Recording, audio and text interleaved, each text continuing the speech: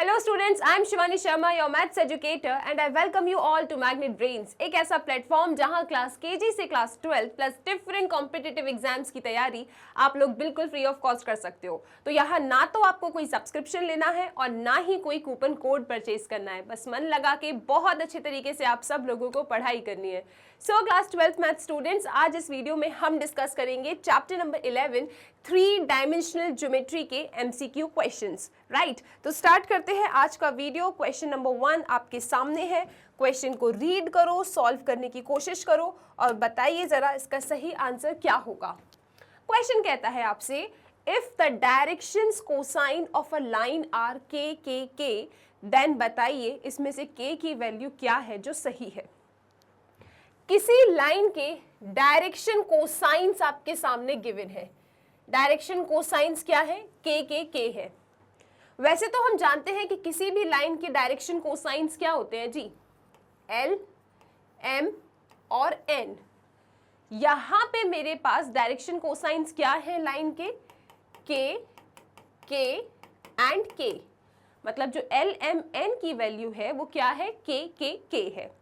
अब मुझे बताना है कि सही के क्या है, इसमें से के क्या ग्रेटर देन 0 है, क्या 0 एंड 1 के बीच में है, क्या के मेरा 1 है, या फिर के मेरा 1/√3 और -1/√3 है। तो मैंने कहा ठीक है, लाइन के जो डीसीज हैं वो क्या है? के और हम जानते हैं एक रिलेशन होता है, डीसीज के बीच में एक रिलेशन होता है और वो रिलेशन क्या है कि L² + M² + N² = 1। ये एक रिलेशन हमने सीखा है डीसीज के बीच में। राइट, डायरेक्शन कोसाइंस का रिलेशन होता है, ये very popular relation, L² + M² + N² = 1। तो यहाँ पे आपका L कौन है जी? K है। M कौन है जी? K है। N कौन है जी? K है। तो इन सब का सम क्या होगा? इन सब का स्क्वायर का सम होगा 1 यूजिंग दिस रिलेशन।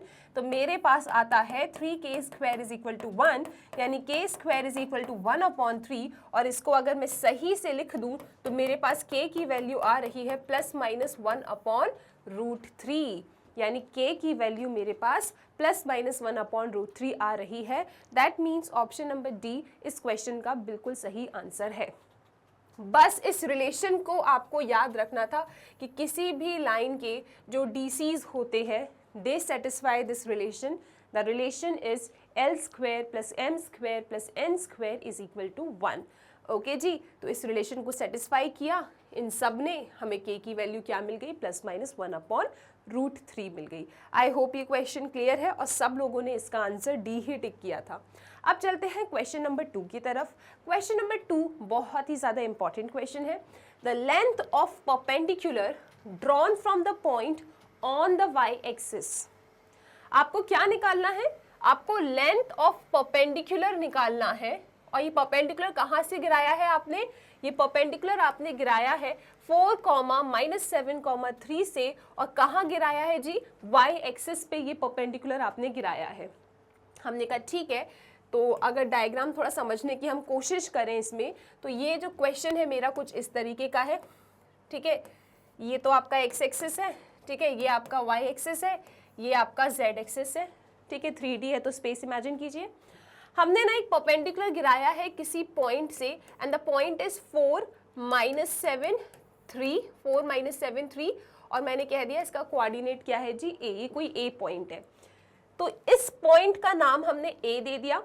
ओके, इस पॉइंट ए से जिसके कोऑर्डिनेट है 4 - 7 3, इस पॉइंट ए से मैंने एक परपेंडिकुलर गिराया है कहाँ पे? वाई एक्सिस पे। इस पॉइंट ए से मैंने एक परपेंडिकुलर गिराया है वाई एक्सिस पे। सपोज इसका नाम एम है, मुझे ए एम की लेंथ चाहिए। मुझे क्या चाहिए? मुझे चाहिए लेंथ ऑफ ए एम, क्योंकि ए एम क्या है? मेरा परपेंडिकुलर है। क्वेश्चन वालों ने कहा है ना, length of perpendicular drawn from the point this on y axis. आपने एक परपेंडिकुलर गिराया है उस पॉइंट ए से, कहाँ गिराया है जी? वाई एक्सिस पे गिराया है। तो ये जो ए एम परपेंडिकुलर है इसका लेंथ क्या होगा ये आपको बताना है। तो आप कहोगे मैम लेंथ तो हम बता सकते हैं अगर हमें पॉइंट एम के कोऑर्डिनेट्स मिल जाएं, है ना। अगर पॉइंट एम के कोऑर्डिनेट्स मिल गए तो यूजिंग डिस्टेंस फॉर्मूला हम आपको ए एम की लेंथ बता देंगे। तो अगर मुझे ए एम की लेंथ बतानी है तो मेरा जो मेन टारगेट है that is to find the coordinate of point M. अब ये पॉइंट एम का कोऑर्डिनेट कैसे मिलेगा? सोचो, यहाँ पे ये जो एम है ना, ये किसका रोल प्ले कर रहा है? फुट ऑफ परपेंडिकुलर का रोल प्ले कर रहा है। ये फुट ऑफ परपेंडिकुलर किस पे गिरा है जी? वाई एक्सिस पे गिरा है। अब ज़रा एक छोटी सी बातें कुछ अपन साथ में करते हैं। आप मुझे बताइएगा, क्या हम लोगों ने 9th-10th में ऐसा मैथ्स पढ़ा है या नहीं? ठीक है, अगर ये मेरा एक्स एक्सिस है suppose, and this is my y axis, ये मेरी एक लाइन है जिसका नाम है x = 3, ठीक है, तो क्या आप मुझे इस पॉइंट का कोऑर्डिनेट बता सकते हो? अरे मैम डेफिनेटली, इस पॉइंट का कोऑर्डिनेट है 3,0। यहाँ पे ये एक्स एक्सिस है, ठीक है ना। मैंने अगर कोई लाइन अपनी एक्स एक्सिस से एक्स एक्सिस पे गिराई परपेंडिकुलर, या फिर सिंपल कहूँ अगर मेरी कोई लाइन वाई एक्सिस से पैरेलल है, या फिर सिंपल कहूँ अगर मैंने कोई लाइन अपनी एक्स एक्सिस पे परपेंडिकुलर गिराई, तो ये लाइन इस एक्स एक्सिस को किस पॉइंट पे कट कर रही है? उस पॉइंट का कोऑर्डिनेट क्या है? 3,0 है। सिमिलरली अगर मान लीजिए मैंने कोई एक लाइन अपनी गिराई वाई एक्सिस पे परपेंडिकुलर, ठीक है, और मान लो कि इस लाइन का नाम है y = 3, ठीक है, मान लीजिए इस लाइन का नाम क्या है? y = 3, तो इस पॉइंट का कोऑर्डिनेट क्या होगा जी? इस पॉइंट का कोऑर्डिनेट होगा मेरे पास 0,3। सही बात है, 0,3 इसका नाम होगा। अब वहां पे मैंने क्या किया है? पॉइंट ए से y एक्सिस पे एक परपेंडिकुलर गिराया है, ठीक है, y एक्सिस पे एक परपेंडिकुलर गिराया है पॉइंट ए से।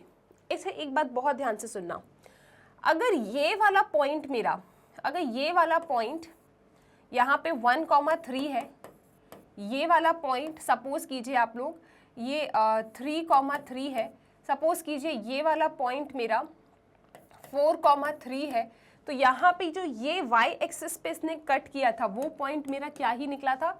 0,3।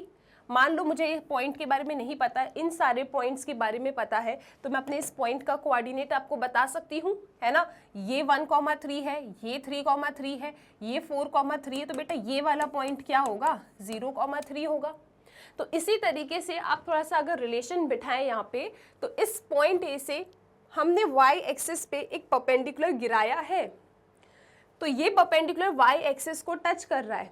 इसका मतलब इसका जो ये y वाला पॉइंट है वो इसका भी, इस पॉइंट का भी y वाला पॉइंट होगा, और x एंड z पे तो ये गिरा ही नहीं है, तो ये वाले कोऑर्डिनेट्स क्या होंगे? 0 होंगे। जैसे आप नॉर्मल 2D में देखो, ये मेरी एक लाइन y एक्सिस पे परपेंडिकुलर गिरी, तो y एक्सिस का पॉइंट है x वाला 0 है। ये मेरी लाइन x एक्सिस पे गिरी, तो x एक्सिस का पॉइंट है y वाला 0 है। 3D में इमेजिन कीजिए, ये मेरी लाइन y एक्सिस से y एक्सिस पे गिरी है, y एक्सिस को टच कर रही है, मतलब इसका जो y वाला पॉइंट है वो भी इसका y वाला पॉइंट होगा। ये लाइन इन दोनों से बात नहीं कर रही, तो 0 0 होगा। जैसे ये लाइन आपकी x एक्सिस पे गिरी तो x का पॉइंट है, ये लाइन आपकी y एक्सिस पे गिरी तो y का पॉइंट है, बाकी दोनों क्या होंगे? 0। तो इस तरीके से मुझे मेरे पॉइंट m के कोऑर्डिनेट्स मिल गए। एक बार जस्ट मैंने सारी चीज़ें आपको रिकॉल करवाई है कि अगर कोई भी लाइन हम 2D में पढ़ते थे, अगर ये x = 3 है, तो यहाँ पे ये वाला पॉइंट आपका 3,0 होगा, जैसे ये वाला पॉइंट 3,1 होगा, ये 3,2 है, ये 3,3 है, तो x एक्सिस पे क्या है? 3,0 है, ठीक है, ये तो फिक्स है, लेकिन ये आपका क्या है? 0, क्योंकि x एक्सिस पे y तो 0 होगा।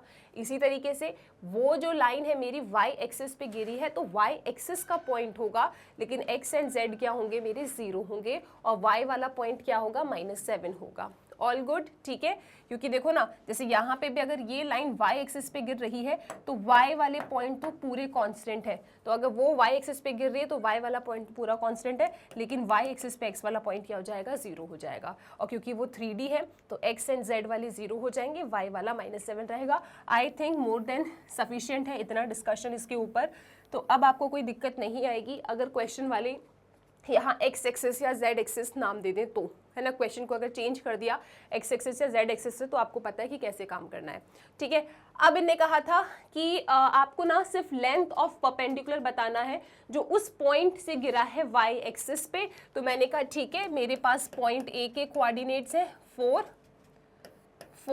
-7, 3 और मेरे पास m के कोऑर्डिनेट्स हैं 0, -7, 0। तो लेंथ ऑफ परपेंडिकुलर चाहिए मुझे am, मतलब am का मुझे डिस्टेंस चाहिए। तो मैं अप्लाई करूंगी यहाँ पे distance formula.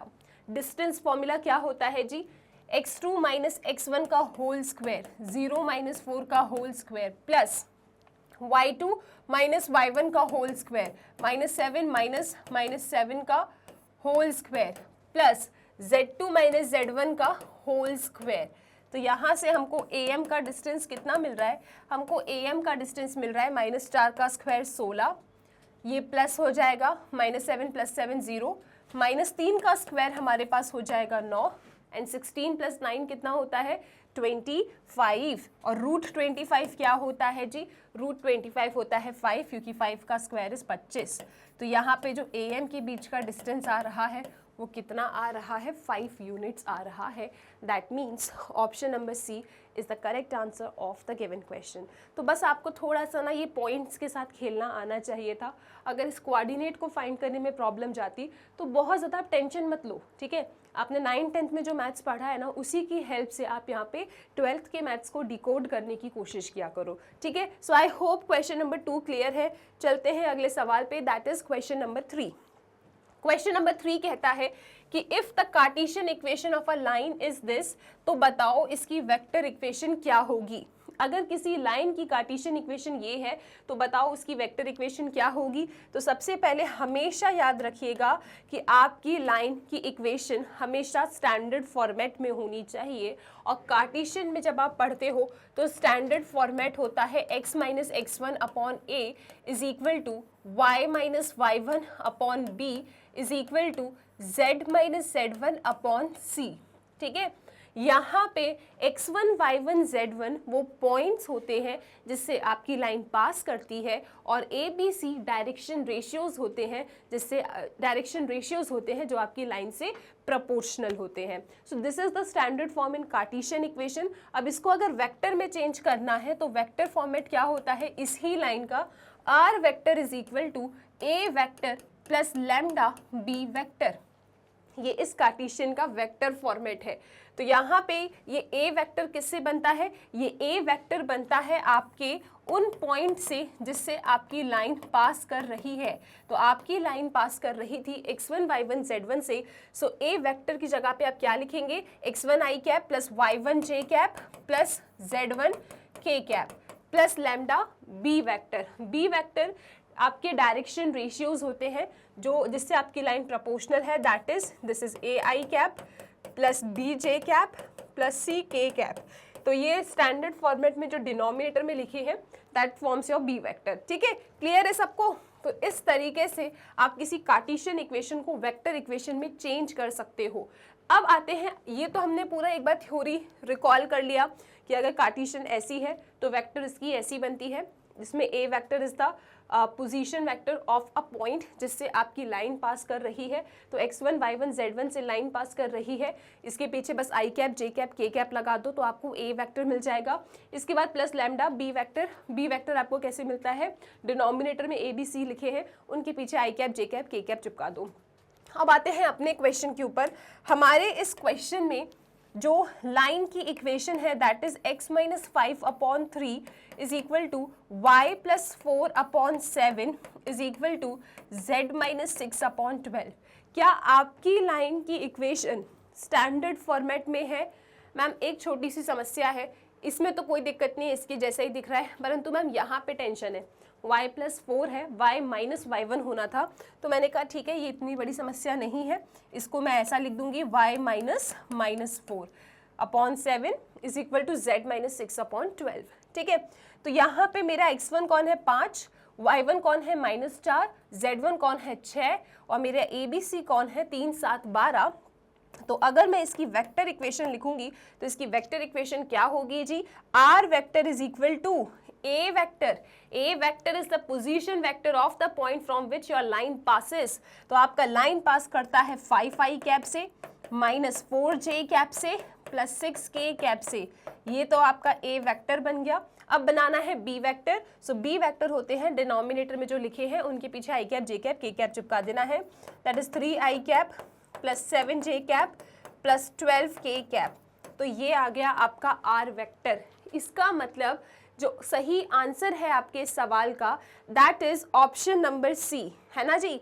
5i cap minus 4j cap plus 6k cap और plus lambda 3i cap plus 7j cap plus 12k cap. I hope question number 3 clear है। याद रखिएगा कि कार्टेशियन इक्वेशन क्या होती है और उसको वेक्टर फॉर्मेट में कैसे चेंज किया जाता है। Right, done with this question. Question number 4 पे आ जाइए। The direction cosines of a line joining the points this and this.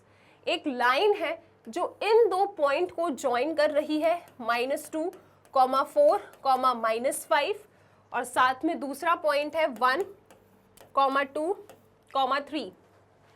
The direction cosines of the line joining the point -2, 4, -5, 1, 2 and 3.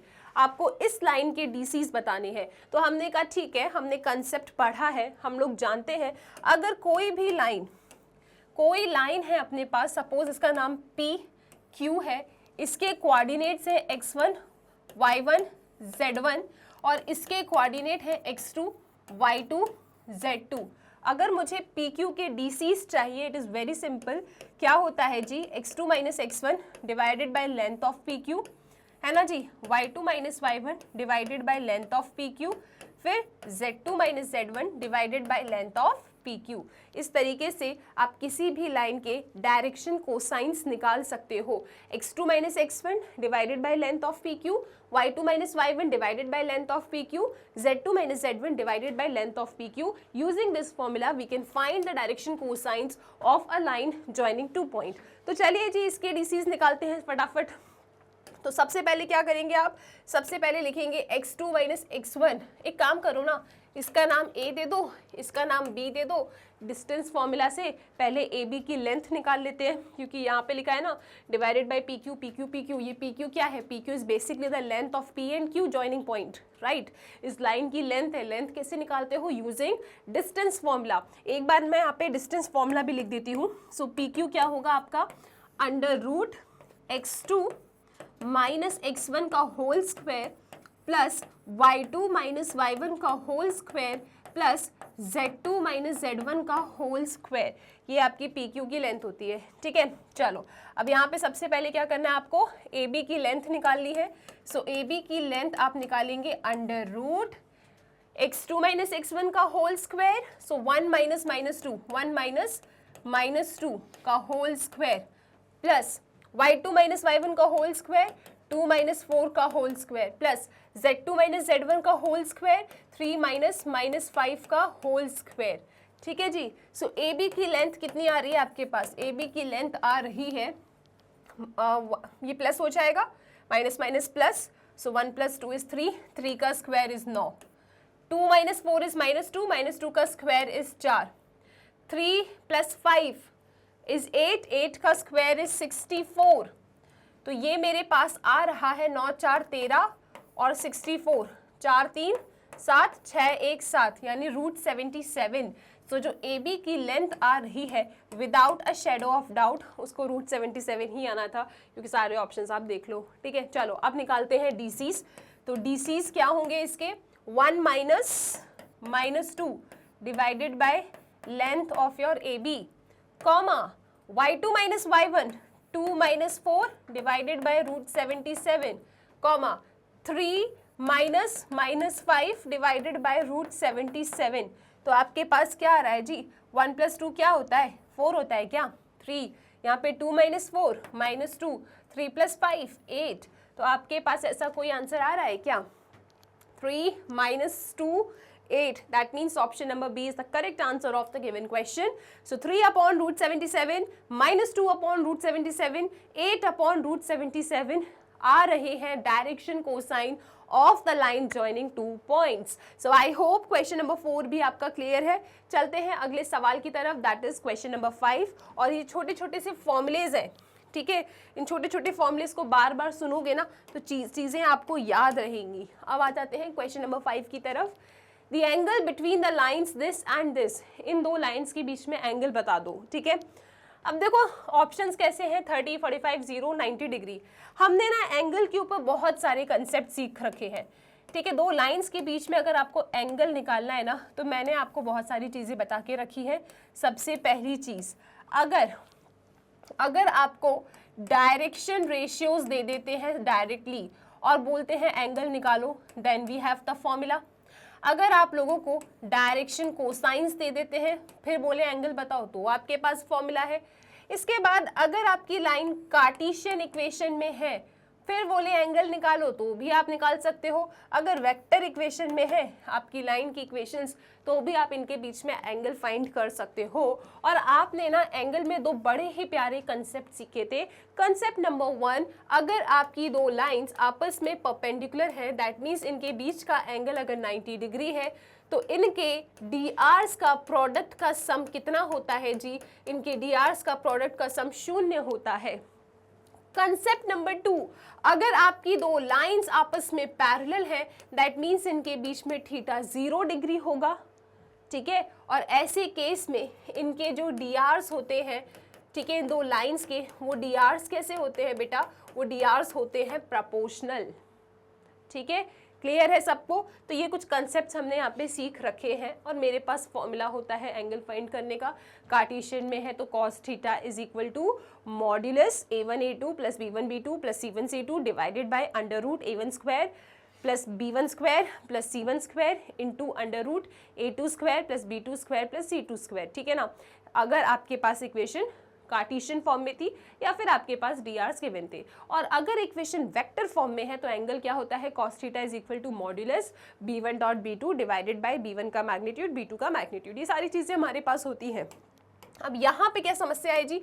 यहाँ पे समस्या ये है कि जो लाइन है ना मैम, लाइन की इक्वेशन वो थोड़ी सी ना अजीब सी है। 2x is equal to 3y is equal to minus z. एक लाइन की मैम इक्वेशन ये है और दूसरी लाइन की इक्वेशन है 6x minus Y minus 4z। एक लाइन की मैम इक्वेशन ये है।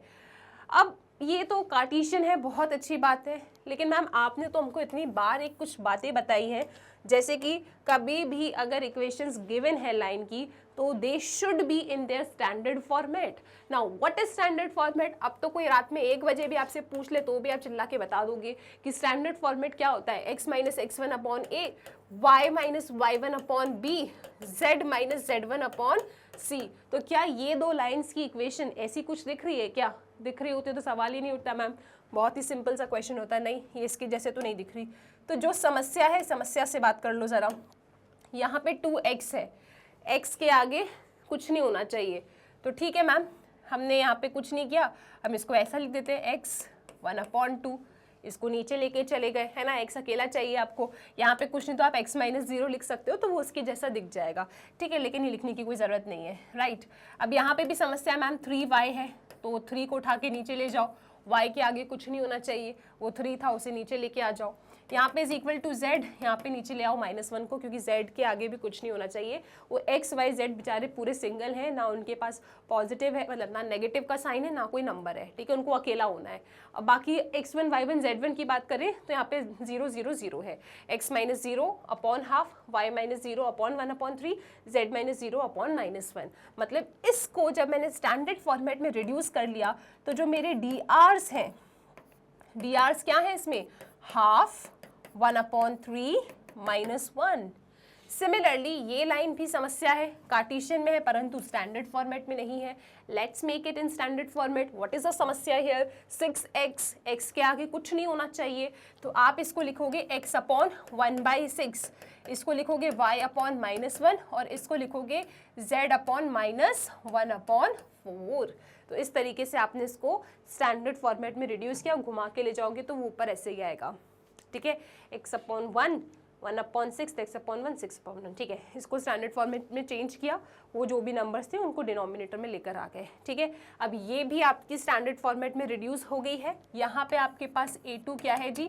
1/6 है, आपके पास b2 क्या है? -1 है, आपके पास c2 क्या है? -1/4 है। देखो एक ऑप्शन 90 डिग्री का भी है ना, राइट।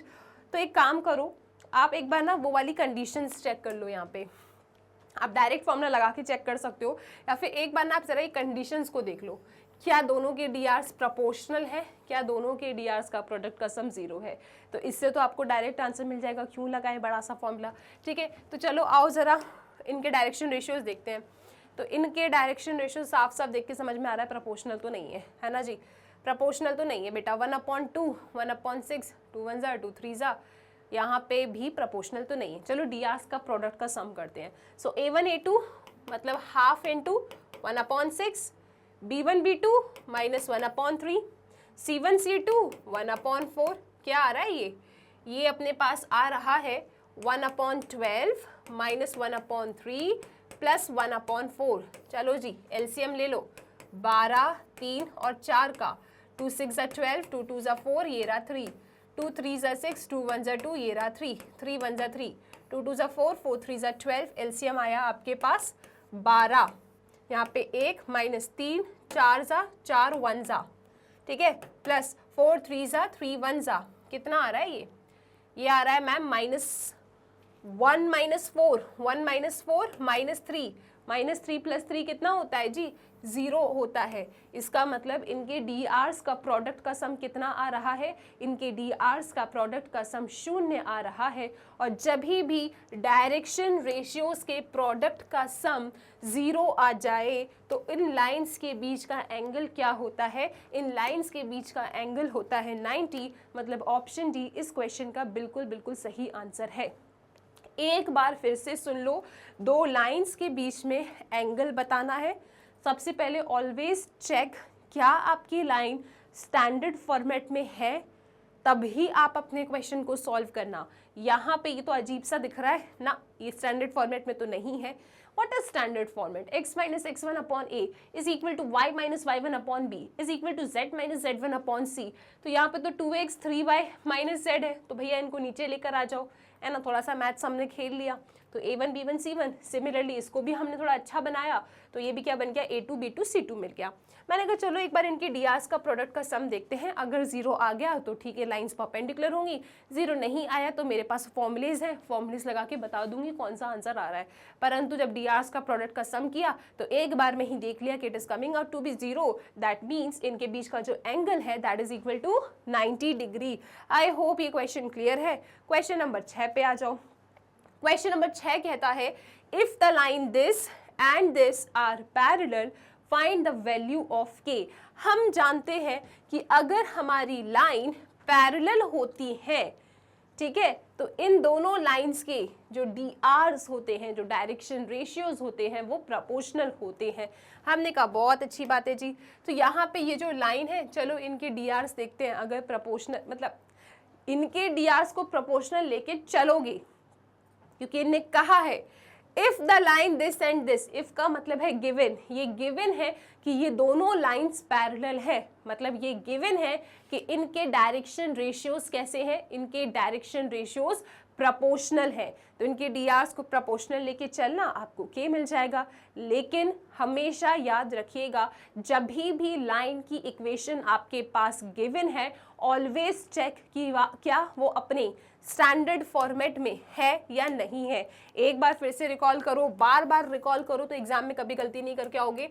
स्टैंडर्ड फॉर्मेट है x minus x1 upon a is equal to y minus y1 upon b is equal to z minus z1 upon c।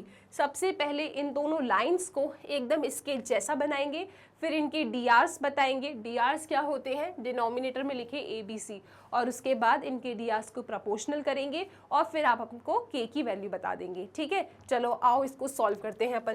तो स्टैंडर्ड फॉर्मेट में एक बार चेक कर लो, x minus 2 upon 2k is equal to y minus 3 upon 3 is equal to, plus है minus होना है, z minus minus 2 upon minus 1। ये एक लाइन हो गई आपकी।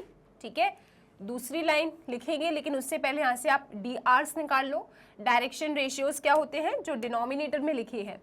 यानी आपका A1 क्या है 2k, आपका B1 क्या है जी 3, और आपका C1 क्या है जी -1 है। ठीक है, डिनोमिनेटर में जो ये लिखे हैं ये आपके डायरेक्शन रेशियोज हो जाते हैं।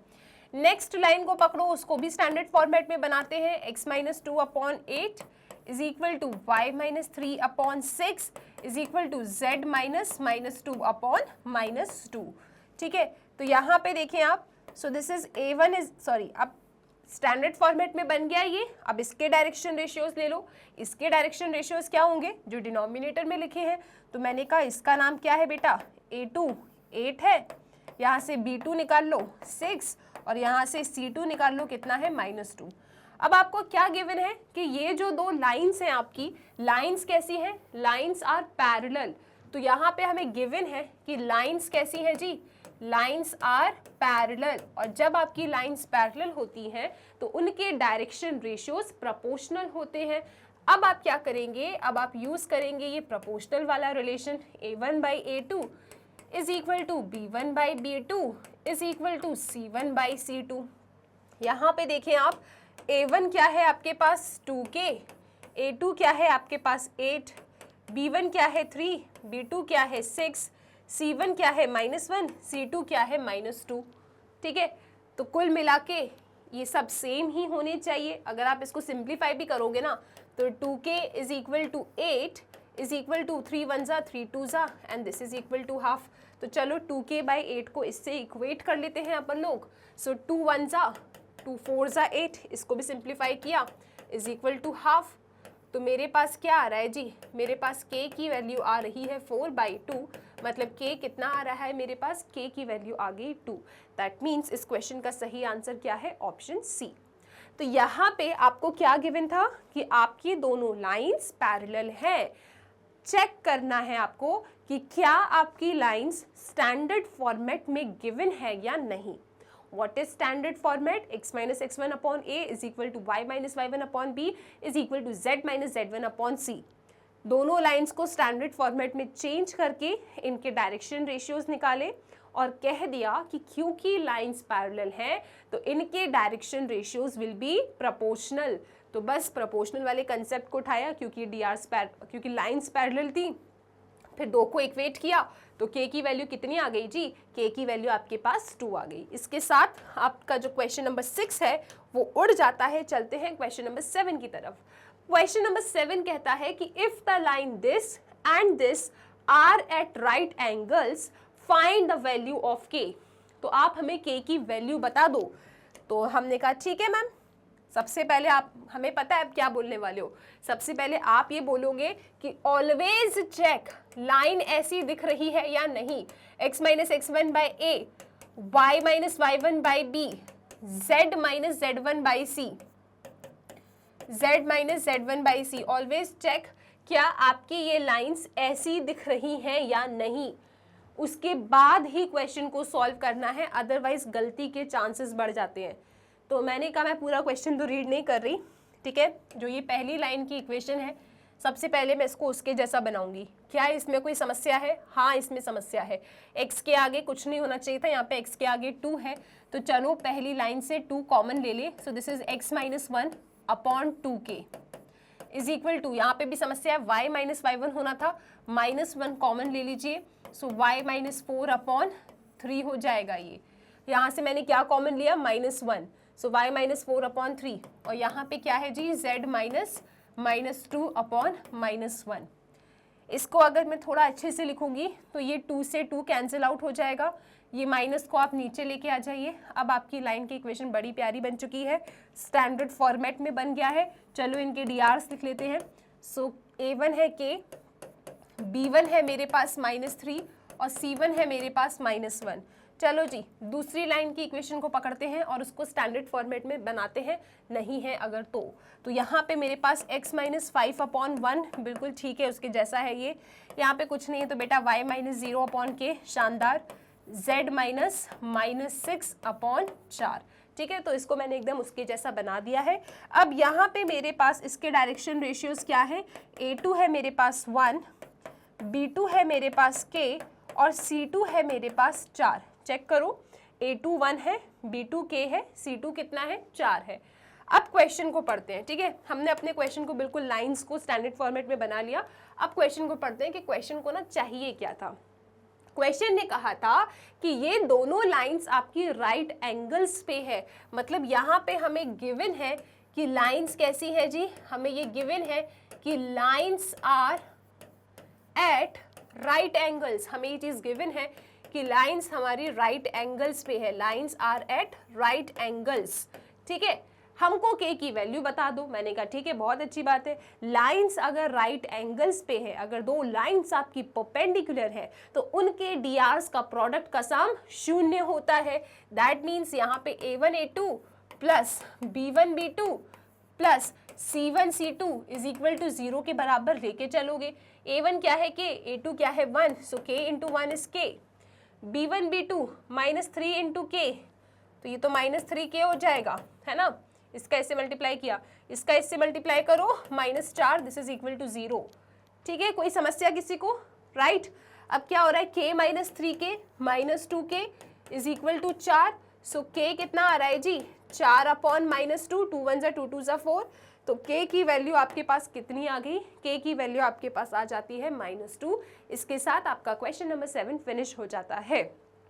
तो अगर आपकी दो लाइंस राइट एंगल्स पे है, जो भी फॉर्मेट गिवन है, कार्टेशियन है तो हमेशा चेक करो कि स्टैंडर्ड है या नहीं। अगर चेक नहीं करते तो आंसर गलत आता। पहले स्टैंडर्ड फॉर्मेट में बनाएंगे, फिर उनके डीआरस निकालेंगे। और क्योंकि दो लाइंस आपकी परपेंडिकुलर हैं, क्योंकि दो लाइंस आपकी राइट एंगल्स पे है, तो याद रखिएगा उनके डीआरस का प्रोडक्ट का सम शून्य होता है। शून्य से इक्वेट करते चलिए, आपको के मिल जाएगा -2। इसके साथ आपका क्वेश्चन नंबर 7 भी उड़ जाता है। क्वेश्चन नंबर 8 पे आ जाओ। फिर इस लाइन की वेक्टर इक्वेशन बता दो। मैंने कहा ठीक है, लाइन क्या है मेरे पास, लाइन है मेरे पास x minus 5 upon 3 is equal to y plus 4 upon 7 is equal to 6 minus z upon 2। जैसे ही लाइन की इक्वेशन देखो, अपने आप से पूछ लेना बेटा, क्या ये इसकी जैसी दिख रही है जो इसका स्टैंडर्ड फॉर्मेट है, x minus x1 upon a, y minus y1 upon b, z minus z1 upon c, क्या ये इसकी जैसी दिख रही है ना। इसमें तो बड़ी समस्या है, तो पहले समस्या को दूर करेंगे। आ जाओ ज़रा, यहाँ तो कोई दिक्कत नहीं है। So this is x minus 5 upon 3, no problem. इसमें प्रॉब्लम आया ना, तो इसको लिखोगे y माइनस -4 अपॉन 7, क्योंकि एकदम इसके जैसा होना है। ये 6 माइनस z नहीं चलेगा, -1 कॉमन लेंगे आप, सो -1 कॉमन लिया, z माइनस 6 अपॉन 2, -1 को आप उठा के नीचे लेकर आ गए, ठीक है। क्या अब ये आपका स्टैंडर्ड फॉर्मेट बन गया है? हाँ, ये स्टैंडर्ड फॉर्मेट बन गया है। कंपेयर कीजिए, x1 कितना है बेटा जी, 5 है, y1 कितना है -4, z1 कितना है 6, a कितना है 3, है ना। उसके बाद b कितना है 7, c कितना है -2। तो आपने सारी वैल्यूज निकाल ली। अब ये जो कार्टेशियन है ना, इसका वेक्टर फॉर्मेट क्या होता है, इसका वेक्टर फॉर्मेट होता है r vector is equal to a vector plus lambda b vector. ये a वेक्टर किससे बनता है, उन पॉइंट से जिससे आपकी लाइन पास कर रही है। तो मेरी लाइन पास कर रही थी x1 y1 z1 से, so a vector will be x1 i cap plus y1 j cap plus z1 k cap, बीच में लैम्डा, और b वेक्टर क्या है, b वेक्टर है आपके ये डायरेक्शन रेशियोज। तो यहाँ पे a i cap plus b j cap plus c k cap.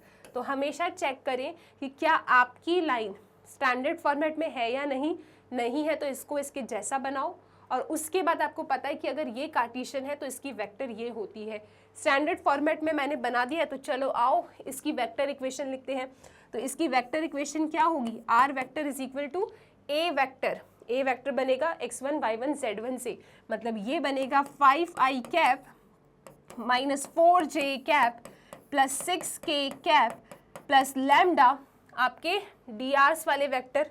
So this is 3i cap plus 7j cap minus 2k cap. ये बन गया आपकी वेक्टर इक्वेशन इस लाइन की, ठीक है। एक बार चेक कर लो आप, क्या ऐसा कोई ऑप्शन है, 5i cap minus 4j cap plus 6k cap plus lambda 3i cap plus 7j cap minus 2k cap. Yes, option A इस क्वेश्चन का बिल्कुल सही आंसर है। सो आई होप कि क्वेश्चन नंबर 8 भी क्लियर है एकदम। अगर आप प्रोसीजर को फॉलो करते चलोगे ना, तो सवाल ही नहीं उठता कि आप क्वेश्चन को गलत करके आओगे। आपको पता है किस तरीके से आपको चीज़ें चेक करना है। ट्रस्ट में ऐसे ही क्वेश्चंस में गलती होती है जब हम जल्दी में क्या करते हैं, लाइन की इक्वेशन गिवन है और बस इसको देख के फटाफट चेंज कर देते हैं। पहले चेक तो कर लो कि क्या वो इसकी जैसी है या नहीं, उसके बाद ही कन्वर्ट करना। ठीक है। तो ये गलतियां मैक्सिमम बच्चे करते हैं, इसीलिए आपको बार बार कह रही हूँ, जब भी लाइन की इक्वेशन आए हमेशा हमेशा चेक कर लेना कि वो स्टैंडर्ड फॉर्मेट में है या नहीं है, ठीक है। अब मुझे विश्वास हो गया कि मेरे बच्चे तो गलत खैर नहीं करके आएंगे, है ना। चलो क्वेश्चन नंबर 9 को देखते हैं। क्वेश्चन नंबर 9 कहता है कि देखो भैया कार्टेशियन इक्वेशन है लाइन की, डायरेक्शन कोसाइन बता दो। हमने कहा ठीक है जी, हमारे पास कार्टेशियन इक्वेशन है, परंतु सवाल करेंगे अपने आप से। क्या सवाल करेंगे? नहीं है मैम, क्या नहीं है जी? मैम स्टैंडर्ड फॉर्मेट में नहीं है ये, ठीक है। What is standard format of a line?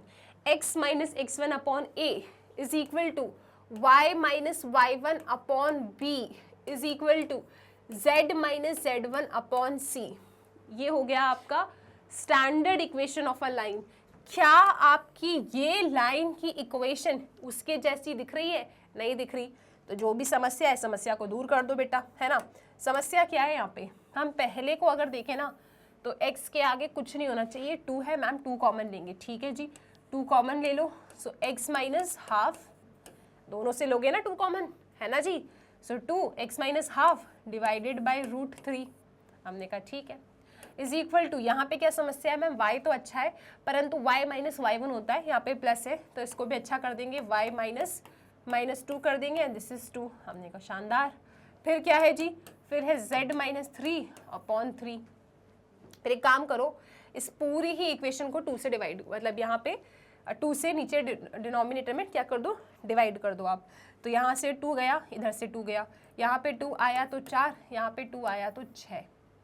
यहाँ तक बात सबको क्लियर है? क्या किया मैंने कहा कि यहाँ 2 लिखा था, यहाँ पे 2 था, यहाँ पे 3 था। इसको फ्री करने के लिए मैंने आपसे कह दिया कि पूरी तरफ ना यहाँ पे इस तरीके से आप 2 से डिनोमिनेटर में मल्टीप्लाई कर दो। तो ये 2 से 2 चला गया, ये 2 2 ज़ा 4 हो गया, ये 3 2 ज़ा 6 हो गया। मेरे पास डायरेक्शन रेशियोज क्या निकल के आते हैं जी? √3, 4 एंड 6। परंतु मुझे डायरेक्शन रेशियोज नहीं चाहिए, मुझे तो इस क्वेश्चन में डायरेक्शन कोसाइन चाहिए। तो डायरेक्शन रेशियो से डायरेक्शन कोसाइन की तरफ कैसे जाया जाए? हम सब जानते हैं कि अगर हमारे पास डायरेक्शन रेशियोज हैं which is a, b and c, तो डायरेक्शन कोसाइन निकालने के लिए फॉर्मूला होता है a upon √a² plus b² plus c²। m क्या होगा जी? b upon √a² plus b² plus c², और n क्या होगा? c upon √a² plus b² plus c²। इस तरीके से अगर आपके पास डायरेक्शन रेशियोज है तो आप अपने डायरेक्शन कोसाइंस को फाइंड कर सकते हो। So L is equal to a upon √a² plus b² plus c², m is equal to b upon √a² plus b² plus c², and n is equal to c upon √a² plus b² plus c²। ठीक है, तो अगर dr है तो आप dc तक पहुंच सकते हो, राइट। ओके, अब यहाँ पे मेरे पास drs क्या आ गए जी? मेरे पास dr आ गए हैं कि a मेरा √3 है, b मेरा 4 है और c मेरा 6 है। तो चलो ये √a² plus b² plus c² find कर ले। तो a का स्क्वायर मतलब √3 का स्क्वायर, 4 का स्क्वायर 6 का स्क्वायर। ठीक है, तो कितना आ रहा है आपके पास? 36 प्लस 19, 36 प्लस 19 कितना होगा? 3 4 5 √55। ठीक है, वो तो आना ही था, देख लो आप। तो यहाँ पे √a² plus b² plus c² कितना आ रहा है जी? √55 आ रहा है। ठीक है, इसको हटा देते हैं, अब फटाक सीधे LMN निकाल लेते हैं। तो यहाँ पे L क्या आएगा मेरे पास? L आएगा मेरे पास a क्या है? √3 upon √a² plus b² plus c² which is coming out to B √55। ठीक है, m क्या है मेरे पास? b कितना है मेरे पास? 4, और ये कितना है बेटा जी? ये है √55। c कितना है मेरे पास? 6, तो यहाँ पे मैं लिखूंगी 6 अपॉन √55। तो डायरेक्शन को साइंस क्या आ रहे हैं मेरे पास? √3 अपॉन √55, 4 अपॉन √55, 6 अपॉन √55। मतलब ऑप्शन बी इस क्वेश्चन का बिल्कुल सही आंसर है। सबसे पहले जो भी लाइन की इक्वेशन गिवन है उसे स्टैंडर्ड फॉर्मेट में चेंज कर लो। डीसीज निकालने के लिए पहले DRs निकालो। डायरेक्शन रेशियो आ गया, डायरेक्शन रेशियोज अगर आपके पास है तो DC तक पहुंचने के लिए आपके पास फॉर्मूला होता है। किसी लाइन के अगर डायरेक्शन रेशियोज ABC है तो उनके डायरेक्शन को साइंस कैसे निकालेंगे आप? L होगा A/√A² + B² + C²। M क्या होगा? M होगा B/√A² + B² + C²। N क्या होगा? C/√A² + B² + C²। Using this formula just छोटी सी कैलकुलेशन और हमारे पास हमारे डायरेक्शन कोसाइंस निकल के आ जाते हैं। आई होप क्वेश्चन 9 क्लियर है। चलते हैं क्वेश्चन नंबर 10 की तरफ। क्वेश्चन नंबर 10 कहता है कि if a line makes angle π/4, 3π/4 with x-axis and y-axis respectively, then the angle which it makes with z-axis। एक फिगर बनाते हैं अपन छोटा सा, ठीक है, यहाँ पे समझने के लिए, अदरवाइज ज़रूरी नहीं है डायग्राम बनाना। ये एक्स एक्सिस है, ये वाई एक्सिस है, ये जेड एक्सिस है। जस्ट मेरे पास कोई लाइन है, इस लाइन ने क्या किया ना, एक्स एक्सिस के साथ π/4 बनाया, इस लाइन ने वाई एक्सिस के साथ 3π/4 बनाया, और इस लाइन ने जेड एक्सिस के साथ क्या एंगल बनाया, ये आपको फाइंड करना है। वैसे तो हम जानते हैं कोई भी लाइन एक्स एक्सिस के साथ अल्फा बनाती है, वाई एक्सिस के साथ बीटा बनाती है, और जेड एक्सिस के साथ गामा बनाती है। अल्फा एंड बीटा मेरे पास है, मुझको गामा चाहिए। तो मैंने कहा ठीक है, यहाँ पे एक काम करते हैं, अल्फा क्या है जी, π/4 है, बीटा क्या है जी, 3π/4 है, और जेड एक्सिस के साथ जो एंगल बनाया है दैट इज गामा। फिर हम जानते हैं कि यहाँ पे अगर मुझे z एक्सिस के साथ जो एंगल बनाया है इस लाइन ने वो पता करना है, तो भैया हमको DC के साथ खेलना पड़ेगा, डायरेक्शन कोसाइंस के साथ, ठीक है। Alpha beta gamma direction angles होते हैं, तो डायरेक्शन एंगल्स अगर हैं तो डायरेक्शन कोसाइन निकालना कोई बहुत बड़ी बात है क्या? आप यहाँ से कॉस अल्फा निकालो फटाक सीधे, कॉस अल्फा मतलब कॉस π/4 है ना जी। तो कॉस π/4 कितना आ रहा है आपके पास? कॉस π/4 आ रहा है 1/√2, ठीक है। कॉस π/4 क्या होता है जी, तो कॉस अल्फा कितना आया, 1/√2। इसी तरीके से कॉस बीटा निकालो, तो कॉस बीटा क्या आएगा आपके पास?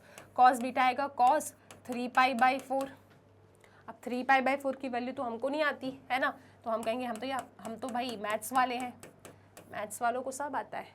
3π/4 है ना, तोड़ के लिख दो, पाई माइनस π/4, चेक कर लो, 4π - π 3π/4 ही होगा। कॉस 180 माइनस थीटा क्या होता है? कॉस 180 माइनस थीटा अगर आप ACTS की हेल्प ले ले, ACTS की, तो 180 माइनस समथिंग इस क्वाड्रेंट में गिरता है जहाँ पे साइन और उसका reciprocal that is cosec positive होता है। That means cosec pi minus π/4 will be minus cos π/4। मैंने कॉसेक कहा क्या? कॉस पाई माइनस π/4 क्या होगा? माइनस कॉस π/4 होगा, ठीक है। क्यों? क्योंकि वो उस वाले क्वाड्रेंट में लाई कर रहा है पाई माइनस थीटा जहाँ पे साइन और उसका रेसिप्रोकल पॉजिटिव होता है। तो cos pi minus π/4 will be minus cos π/4, और ये कितना आ जाएगा जी, -1/√2 आ जाएगा, ठीक है। तो ये मेरा कॉस बीटा है, तो कॉस बीटा कितना आ रहा है, -1/√2 आ रहा है, और z एक्सिस के साथ गामा बनाया है मतलब कॉस गामा, मुझे मेरा गामा ही चाहिए, है ना। तो मैंने कहा ठीक है, सुनो, वी नो दैट, हम जानते हैं कि कॉस अल्फा ही L होता है, कॉस बीटा ही M होता है, और कॉस गामा ही आपका N होता है। ये तो हम जानते हैं डायरेक्शन कोसाइंस के बारे में, और इसके साथ हम ये भी जानते हैं कि भैया L² + M² + N² = 1। कौन बोला 0? L² + M² + N² क्या होता है जी, 1 होता है। तो यहाँ पे मेरे पास L क्या है, 1/√2, 1/√2 का स्क्वायर इज 1/2। मेरे पास M क्या है, -1/√2, -1/√2 का स्क्वायर इज 1/2, प्लस मेरे पास N क्या है, कॉस स्क्वायर गामा ही है जी, तो यहाँ पे कॉस स्क्वायर गामा = 1। अच्छा, हाफ प्लस हाफ क्या होता है, 1 होता है ना। सो यहाँ पे हाफ प्लस हाफ तो आपको 1 मिला, इसको उठा के वहाँ ले गए तो 1 - 1 0 हो जाएगा, मतलब कॉस गामा 0 हो रहा है। तो कॉस के टेबल में 0 कब आता है, कॉस इनवर्स वहाँ ले जाओगे ना आप, गामा = कॉस इनवर्स 0, तो कॉस के टेबल में 0 कब आता है, जब गामा आपका क्या हो जी, जब गामा आपका 90 हो, है ना, जब गामा 90 होगा, मतलब ऑप्शन डी इस क्वेश्चन का सही आंसर है। जब गामा की वैल्यू क्या हो जाए, जब गामा की वैल्यू π/2 हो जाए तो आपको cos π/2 0 मिल जाता है। सो आई होप ये क्वेश्चन क्लियर है। क्वेश्चन नंबर 10 का आंसर क्या है, डी π/2। सबसे पहले हमने इस क्वेश्चन में क्या किया, क्वेश्चन को रीड किया। क्वेश्चन ने कहा था कि लाइन π/4 बनाती है x एक्सिस के साथ, 3π/4 बनाती है y एक्सिस के साथ, तो बताइए z एक्सिस के साथ क्या एंगल बनाएगी। मैंने कहा एक लाइन x एक्सिस के साथ अल्फा बनाती थी, y एक्सिस के साथ बीटा बनाती थी, z एक्सिस के साथ गामा बनाती थी। तो इसका मतलब ये हुआ कि मेरा अल्फा π/4 है, मेरा बीटा 3π/4 है और z एक्सिस के साथ उसने बनाया गामा। डायरेक्शन एंगल्स हैं, चलो डायरेक्शन कोसाइन को बुलाते हैं, कॉज अल्फा निकालते हैं। कॉज अल्फा मेरे पास कितना आ रहा है जी, कॉज अल्फा मेरे पास आ रहा है 1/√2, कॉज बीटा -1/√2 और cause gamma gamma. Cause alpha को ही L कहते हैं, कॉज बीटा को M कहते हैं, कॉज गामा को N कहते हैं और DCs का रिलेशन होता है कि L² + M² + N² = 1। तो हमने सारी वैल्यूज़ को रखा, कॉज गामा मेरे पास 0 आया, जिसका मतलब गामा कितना आ रहा है जी, गामा आ रहा है 90 डिग्री। इसके साथ क्वेश्चन नंबर 10 आपका फिनिश होता है। चलते हैं नेक्स्ट क्वेश्चन पे, that is question number 11। Question number 11 कहता है कि वेक्टर इक्वेशन बता दीजिए for the line passing through the point this and this. एक ऐसी लाइन की वेक्टर इक्वेशन बताइए जो 2 पॉइंट से पास करती है। हम लोगों ने जब लाइन के बारे में पढ़ा था ना, तो भैया लाइन इन 3D में, लाइन इन 3D में अगर आप इक्वेशंस के बारे में चर्चा करें हमारे साथ, ठीक है ना, इक्वेशंस के बारे में अगर आप डिस्कशन करें, तो हमने लाइन की इक्वेशन ना बस 2 ही तरीके की पढ़ी है। सबसे पहले उस लाइन की इक्वेशन हमने याद की है जिसमें हमें गिवन होता था एक पॉइंट जिससे हमारी लाइन पास करती थी और साथ में गिवन होता था एक वेक्टर जिससे हमारी लाइन पैरेलल होती थी। ऐसे केस में जो वेक्टर इक्वेशन थी हमारे पास, that was r vector is equal to A vector plus lambda B vector, जहाँ पे ए वेक्टर पोजीशन वेक्टर होता था उस पॉइंट का जिससे आपकी लाइन पास कर रही है और बी वेक्टर वो वेक्टर होता था जिससे आपकी लाइन पैरेलल है। और इसकी कार्टेशियन इक्वेशन हमने क्या सीखी है जी, x minus x1 upon a is equal to y minus y1 upon b is equal to z minus z1 upon c। ये x1 y1 z1 वो पॉइंट होते थे जिससे आपकी लाइन पास करती थी और a b c are the direction ratios जिससे आपकी लाइन प्रोपोर्शनल थी। मतलब ठीक है, जैसे b वेक्टर के जो DRs थे वो आप यहाँ लिखते थे, ठीक है। तो एक ये इक्वेशन आपने याद की है लाइन की, राइट, वेक्टर एंड कार्टेशियन में, और एक आपने उस लाइन की इक्वेशन याद की थी जिसमें गिवन होते थे आपको 2 पॉइंट जिससे आपकी लाइन पास करती थी।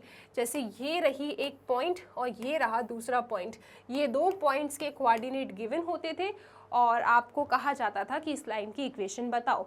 तो ऐसे केस में जो वेक्टर इक्वेशन हमने याद की थी, that was r vector is equal to A vector plus lambda B vector minus A vector, जहाँ पे a vector b vector are the position vector of these 2 point.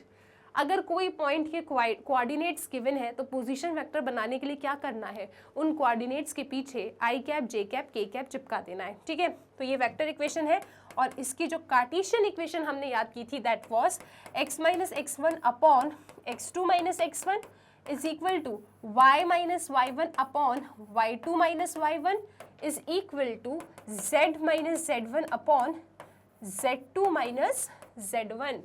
तो ये हम लोगों ने लाइन में इक्वेशंस बस ये 2 ही याद की है। सो आई होप ये क्लियर है। चलो अब जरा इस क्वेश्चन को देखते हैं।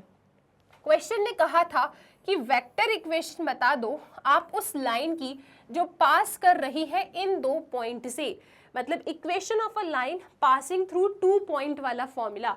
तो हमने कहा ठीक है जी, एक इस पॉइंट से पास कर रही है, एक इस पॉइंट से पास कर रही है, तो इसकी जो वेक्टर इक्वेशन होगी वो क्या होगी, R vector is equal to A vector plus lambda B vector minus A vector. तो यहाँ पे आप लिखेंगे कि जो ए वेक्टर है that is basically the position vector of the point जिससे आपकी लाइन ने पास किया है। तो सबसे पहले ये है, तो आओ जरा इससे ए वेक्टर बनाते हैं। कैसे बनाते हैं? किसी पॉइंट से पोजीशन वेक्टर, इन पॉइंट्स के पीछे आई कैप, जे कैप, के कैप चिपका देना है और कॉमा की जगह पे प्लस बना देना है। सो -1 into I is minus i cap plus 0 J cap plus 2 k cap, ये आपका ए वेक्टर हो गया। चलिए जी बी वेक्टर बनाते हैं। सो बी वेक्टर है 3i cap 4j cap plus 6k cap. ठीक है, अब फॉर्मूले के अकॉर्डिंग आपको बी वेक्टर माइनस ए वेक्टर भी चाहिए, तो चलो बी वेक्टर माइनस ए वेक्टर करते हैं। So this is 3i cap plus 4j cap plus 6k cap. आपको माइनस करना है बी वेक्टर में से क्या? A vector. तो ए वेक्टर क्या है आपके पास? Minus i cap plus 0j cap plus 2k cap. Bracket हटाएंगे तो साइन हट जाएगा, सारे सभी साइन चेंज होंगे। जो माइनस है वो प्लस हो जाएगा, जो प्लस है वो माइनस हो जाएगा। खैर इसको क्या ही लिखें अपन, और ये भी आपका माइनस हो जाएगा। So i cap minus 2k cap, right. चलो जी सब्ट्रैक्ट करते हैं। How to subtract two vectors? I cap के साथ जे कैप के साथ के कैप के साथ। तो यहाँ पे होगा 3i plus I 4i cap plus 4j cap plus 4k cap, क्योंकि 6 माइनस 2 तो 4 होता है ना। So this is B vector minus A vector. अब इस फॉर्मूले के अकॉर्डिंग हमने सारी चीज़ें ढूंढ ली है, बस जाके हमें इसमें वैल्यूज़ रखनी है। तो जब हम इसमें वैल्यूज़ रखेंगे तो जो इक्वेशन आ रही है मेरे पास that is r vector is equal to A vector. ये रहा मेरा a vector minus i cap plus 2 k cap plus lambda B vector minus A vector. B vector minus A vector क्या है? 4i cap plus 4j cap plus 4k cap. तो ये आ गया मेरा are vector. ये मेरी उस लाइन की इक्वेशन है जो 2 पॉइंट से पास कर रही है। तो करेक्ट आंसर क्या है इसमें मेरे पास? Minus i cap plus 2k cap plus lambda 4i cap plus 4j cap plus 4k cap. That means option c इस क्वेश्चन का बिल्कुल सही आंसर है। तो बस इस तरीके से एकदम ना धीरे धीरे प्रोसेस को फॉलो करते चलो, जो पढ़ा है उसी में से ही क्वेश्चन बनना है। थोड़े से लॉजिक लगाने और क्वेश्चन आपके फिनिश हो जाएंगे। सो आई होप क्वेश्चन 11 क्लियर है। वेक्टर इक्वेशन बतानी थी उस लाइन की जो 2 पॉइंट से पास कर रही है। सबसे पहले फॉर्मूला याद कीजिए, जो भी पॉइंट पहले गिवन है उससे ए वेक्टर बनाओ, जो दूसरा पॉइंट गिवन है उससे बी वेक्टर बनाओ। किसी पॉइंट से वेक्टर कैसे बनाना है? उन पॉइंट के पीछे बस आई कैप, जे कैप, के कैप चिपका दो, साथ में प्लस का निशान बना दो, तो ए वेक्टर बी वेक्टर आ गया। फिर इन्हें बी वेक्टर माइनस ए वेक्टर का है, तो बी वेक्टर माइनस ए वेक्टर सब्ट्रैक्ट का नाम जानते हैं। आई कैप के साथ, जे कैप के साथ, के कैप के साथ। बी वेक्टर माइनस ए वेक्टर निकाल लिया, ए वेक्टर ऑलरेडी है, सारी वैल्यूज को उठा के इस फॉर्मूले में रखा और ये आंसर मेरे पास आ गया। That is option number C. So I hope question 11 clear है। चलते हैं अपने नेक्स्ट क्वेश्चन की तरफ। क्वेश्चन नंबर 12 आपके सामने है कि इफ P एंड Q, आपके पास कुछ पॉइंट्स हैं, आपको डायरेक्शन रेशियो बताना है। हमने कहा ठीक है, मेरे पास P पॉइंट क्या है, उसका कोऑर्डिनेट है 1, 5, 4 और Q पॉइंट क्या है मेरे पास 4, 1, -2। मुझे PQ के क्या बताने हैं? डायरेक्शन रेशियोज बताने हैं। तो हमने ये कंसेप्ट भी सीखा है। हम लोग जानते हैं, जानते बहुत कुछ है हम लोग। ये रही लाइन, ठीक है, इस लाइन को बनाया गया है इन 2 पॉइंट को ज्वाइन करके। अगर मेरे पास इसके कोऑर्डिनेट है x1, y1, z1 और इसका कोऑर्डिनेट है x2, y2, z2, तो अगर मुझे इसके डायरेक्शन रेशियोज चाहिए तो इसके डायरेक्शन रेशियोज क्या होंगे जी? x2 minus x1, y2 minus y1, z2 minus z1। That's it, simple. ठीक है, तो इस लाइन की अगर डायरेक्शन रेशियो चाहिए तो ये तो एक पेयर है, क्या है जी? x2 minus x1, y2 minus y1, z2 minus z1। Just इस फॉर्मूले को लगा दो और डायरेक्शन रेशियो बता दो।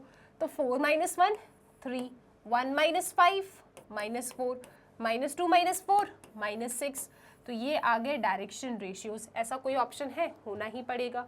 3, -4, -6। तो इसके साथ जो करेक्ट आंसर बैठता है इस क्वेश्चन का that is option number A, 3, -4, -6।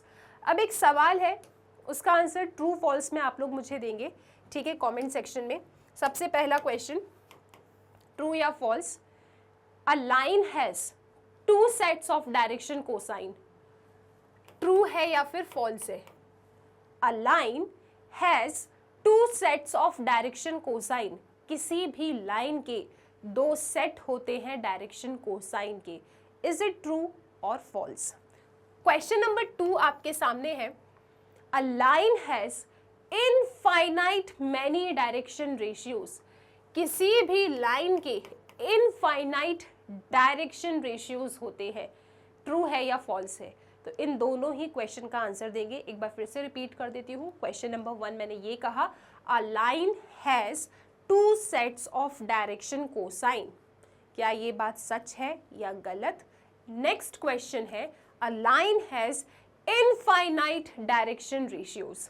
ठीक है, सो ये आपका होमवर्क क्वेश्चन है, सोच समझ के सही आंसर दीजिएगा, बिल्कुल ट्रू या फॉल्स। अब चलते हैं क्वेश्चन नंबर 13 की तरफ। क्वेश्चन 13 कहता है the direction cosine of the Y axis, Y axis के डीसी बता दो।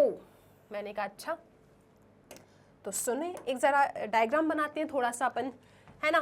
तो यहाँ पे ये रहा मेरा एक्स एक्सिस, वाई एक्सिस, और ये रहा मेरा Z axis. This is my X axis, Y axis, Z axis. मुझे डायरेक्शन कोसाइन बताना है वाई एक्सिस का। देखो अभी तक जब हम किसी भी लाइन के डीसीज बताते थे ना, तो क्या होता था, सपोज कीजिए, एक बार पूरे कंसेप्ट को रिकॉल करते हैं।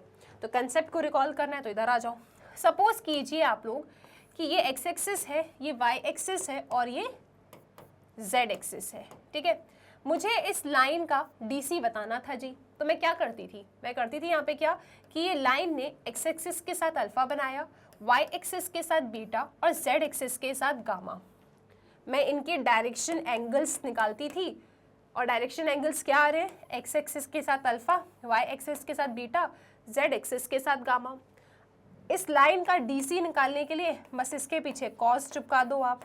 तो cos alpha, cos beta, cos gamma, ये चिपकाने से आपको इस लाइन के क्या मिल जाएंगे, डायरेक्शन कोसाइन। और इसी को हम कहते हैं एल, एम और एन। तो इससे हमने ये सीखा कि अगर हमको डीसी निकालना है तो हमारे पास डायरेक्शन एंगल होनी चाहिए, है ना। अगर डायरेक्शन एंगल होंगे तो डीसी हम आसानी से बता देंगे, बस कॉस चिपका देना है उनके पीछे या फिर आगे, है ना जी। अब यहाँ पे वाई एक्सिस के डीसी बताने हैं, और अगर आप लोगों को याद है, आप जानते हो, तो ये जो तीनों एक्सिस है ना आपकी, they all are mutually perpendicular, ये आपस में एक दूसरे के साथ 90 डिग्री का एंगल बनाती हैं। ठीक है, तो इसका मतलब ये हो गया कि y एक्सिस का अगर मुझे DC बताना है तो मुझे ये चेक करना होगा कि y एक्सिस x एक्सिस के साथ कितना एंगल बनाती है, 90 डिग्री बनाती है। y एक्सिस x एक्सिस के साथ कितना एंगल बनाती है जी, 90 बनाती है। y एक्सिस अपने साथ, क्योंकि आप देखो ना डायरेक्शन एंगल होंगे तभी DC निकालोगे। डायरेक्शन एंगल क्या होते हैं, alpha beta gamma, alpha beta gamma. Alpha होता है एक्स एक्सिस के साथ, बीटा होता है वाई एक्सिस के साथ, गामा होता है जेड एक्सिस के साथ। मुझे वाई एक्सिस के डायरेक्शन कोसाइन बताना है तो मैं चेक करूंगी कि वाई एक्सिस एक्स एक्सिस के साथ कितना एंगल बनाती है, 90 डिग्री। तो अल्फा क्या है, 90। बीटा क्या होता है, बीटा होता है वो एंगल जो वाई एक्सिस के साथ बनता है। मुझे डीसी निकालना है वाई एक्सिस का, तो बीटा पता करने के लिए मैं अपने आप से क्या बोलूंगी कि वाई एक्सिस ने वाई एक्सिस के साथ कितना एंगल बनाया। वाई एक्सिस ने, वो देखो वाई एक्सिस ने खुद के साथ कितना एंगल बनाया जी, 0 बनाया। तो बीटा क्या होगा, 0। फिर बात करते हैं गामा डायरेक्शन एंगल की। तो गामा क्या होता है जी, जिस भी लाइन का डीसी निकाल रहे हो, जिस भी लाइन का डीसी निकाल रहे हो, उस लाइन ने जेड एक्सिस के साथ क्या एंगल बनाया। मैं डीसी निकाल रही हूँ वाई एक्सिस का, तो वाई एक्सिस ने जेड एक्सिस के साथ कितना एंगल बनाया, दे आर म्यूचुअली परपेंडिकुलर, मतलब 90 डिग्री बनाया। तो मेरे पास क्या आ गया जी, डायरेक्शन एंगल आ गया। अब बस मैं यहाँ पे कॉस ले लूँ तो मुझे डीसी मिल जाएगा। यहाँ पे बस मुझे कॉस ले लेना है तो हमको डीसी मिल जाएगा। कॉस ले लो, डीसी ले लो, है ना जी। तो cos 90 क्या होता है, cos 90 is 0, cos 0 is 1, cos 90 is 0। यानी direction cosines of y axis कितना आ रहा है, 0, 1 0। एनी समस्या इन दिस क्वेश्चन? इसका आंसर क्या बैठ रहा है? इसका आंसर बैठ रहा है ऑप्शन सी। तो जस्ट वही कंसेप्ट है, कुछ नया नहीं है। छोटी छोटी बातें अगर पता है तो क्वेश्चंस उड़ाते जाओगे। हमें पता है कि अगर डायरेक्शन कोसाइन चाहिए तो डायरेक्शन एंगल चाहिए।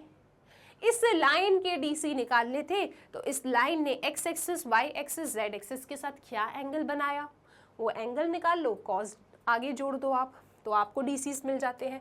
यहाँ पे मुझे डीसी निकालना था वाई एक्सिस का, तो लाइन का रोल कौन प्ले कर रहा है? Y axis.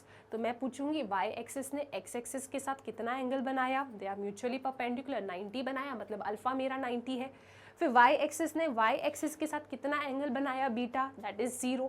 फिर वाई एक्सिस ने जेड एक्सिस के साथ कितना एंगल बनाया? म्यूचुअली परपेंडिकुलर है तो 90 बनाया, राइट। इस तरीके से फिर हमने जाके इनके डायरेक्शन कोसाइंस फाइंड कर लिए। Very simple question yet important question. Question number 14 देख के ही उड़ा दो। If L, M, N are direction cosines of a line, तो बता दो भैया कौन सा रिलेशन इसमें से अच्छा है और सही है? मैम ऑप्शन डी इसका सही आंसर है, बिल्कुल ठीक कह रहे हो। अगर L, M, N direction cosines हैं किसी लाइन के, तो L square plus M square plus N square कितना होता है जी? 1 होता है, ठीक है। ट्रू और फॉल्स बताना। ऑलवेज ट्रू या false? Always A square plus B square plus C square is equal to 1। क्या ऐसा कुछ होता है क्या? क्या ये जो मैंने लाइन कही ये सच है या झूठ है? मैं तो आपको पढ़ा चुकी हूँ वन शॉट में, आप मुझे इसका आंसर बताइए। और ये ABC क्या है? डायरेक्शन रेशियोज है। क्या किसी भी लाइन के डायरेक्शन रेशियोज के स्क्वायर का सम 1 होता है? इज इट ट्रू और फॉल्स? आप कमेंट सेक्शन में बताएंगे, ठीक है। चलिए जी, क्वेश्चन 14 उड़ गया, क्वेश्चन 15 की तरफ आ जाओ। The sum of the direction cosines of Z axis. Z axis के डीसीज का सम बताओ। हमने कहा ठीक है, तो वही बात हो गई। यहाँ पे ये रहा एक्स एक्सिस, ये रहा वाई एक्सिस, ये रहा जेड एक्सिस। अब जेड एक्सिस से खेल रहे हैं, ये तीनों एक्सिस आपस में कैसी होती है? Mutually perpendicular. सबसे पहले हम देखेंगे कि हमारे इस जेड एक्सिस ने एक्स एक्सिस के साथ अल्फा बनाया, और वो अल्फा कितना बनाया जी? म्यूचुअली परपेंडिकुलर है तो 90 बनाया, ठीक है। तो कॉज अल्फा निकाल लो जी। कॉज अल्फा मतलब कॉज 90 है ये, क्योंकि अल्फा क्या है? ये। तो कॉज अल्फा क्या है? कॉज 90। कॉज 90 क्या होता है? 0। फिर हम बात करेंगे कि हमारे इस जेड एक्सिस ने वाई एक्सिस के साथ जो बीटा बनाया वो कितना बनाया? मैम 90 बनाएगा, म्यूचुअली परपेंडिकुलर है तो कॉस बीटा निकाल लो बेटा जी। कॉस बीटा क्या होगा? कॉस 90। कॉस 90 क्या होता है? 0। तो ये भी आ गया 0। कॉस अल्फा को L कहते हैं, कॉस बीटा को M कहते हैं। फिर हम पूछेंगे कि हमारे इस जेड एक्सिस ने जेड एक्सिस के साथ जो गामा बनाया वो गामा कितना था? जेड एक्सिस ने अपने साथ कितना एंगल बनाया होगा? 0 बनाया होगा। तो कॉस अल्फा तो कॉस गामा निकाल लो। कॉस गामा मतलब कॉस 0। कॉस 0 क्या होता है जी? 1 होता है। तो यहाँ पे जो n आ गया वो कितना आ गया? 1। फिर इनने कहा था कि डीसीज का सम बताओ, L plus M plus N बता दो कितना आ रहा है। L कितना है? 0, M कितना है? 0, N कितना है? 1। तो कितना आ गया जी? L plus M plus N, this is coming out to be 1। तो sum of direction cosines of Z axis कितना आ रहा है आपके पास? 1 आ रहा है। दैट मीन्स क्वेश्चन 15 का ऑप्शन ए आपका बिल्कुल सही आंसर है। तो इसके साथ हम लोगों ने सारे क्वेश्चंस डिस्कस कर लिए हैं, ठीक है। अब ये लोग अगर वाई एक्सिस के साथ खेलें, एक्स एक्सिस के साथ खेलें, इसी कंसेप्ट पे आप आंसर दे दोगे, ठीक है। यहाँ पे सिंपल इन्हें पूछा था कि डायरेक्शन कोसाइंस बता दो जेड एक्सिस का, उनका सम बता दो। तो हमें पता था कि डायरेक्शन कोसाइन है तो डायरेक्शन एंगल से खेलना पड़ेगा। जेड एक्सिस एक्स एक्सिस के साथ कितना बना रहा है? 90। तो कॉस अल्फा कितना आ रहा है? 0, यानी L आ गया 0। जेड एक्सिस वाई एक्सिस के साथ बीटा कितना बना रहा है? 90। कॉस बीटा कितना आ गया? 0 आ गया। जेड एक्सिस खुद के साथ गामा कितना बना रहा है? 0। तो कॉस गामा मतलब कॉस 0, कॉस 0 मतलब 1। और यही आपके एलिमेंट है। इन सभी एलिमेंट का सम बताना था, which is coming out to be 0 + 0 + 1, that means 1। तो जो ऑप्शन सही आया वो ऑप्शन ए था। इसके साथ सभी MCQs हो जाते हैं फिनिश। 3 डायमेंशनल ज्योमेट्री के। आई होप कि आपको सभी क्वेश्चंस सॉल्व करने में मज़ा आया होगा। स्टूडेंट्स, अगर कभी भी कोई वीडियो फाइंड करने में आपको प्रॉब्लम जाए तो याद रखिएगा, मैग्नेट ब्रेन्स की वेबसाइट है, वेबसाइट पे जाइए, अपने क्लास को सिलेक्ट कीजिए, जिस भी सब्जेक्ट को देखना चाहते हैं उस सब्जेक्ट पे जाइए आप लोग। फिर उस सब्जेक्ट से रिलेटेड जितने भी वीडियोस चैनल पे अवेलेबल हैं वो सब कुछ आपको एकदम सीक्वेंस में मिल जाएगा। तो जो भी पढ़ना है उसकी लिंक पे कर देना क्लिक, टीचर्स आपको मिल जाएंगे पढ़ाते हुए। इसके साथ स्टूडेंट्स, मैग्नेट ब्रेन्स पे books, e books and notes सब कुछ अवेलेबल है। तो अगर आपको ये नोट्स चाहिए तो इस वीडियो के डिस्क्रिप्शन बॉक्स में एक लिंक है, उस लिंक के थ्रू आप अपने नोट्स तक पहुंच सकते हैं। टिल देन स्टूडेंट्स, पढ़ते रहिए मैग्नेट ब्रेन्स के साथ।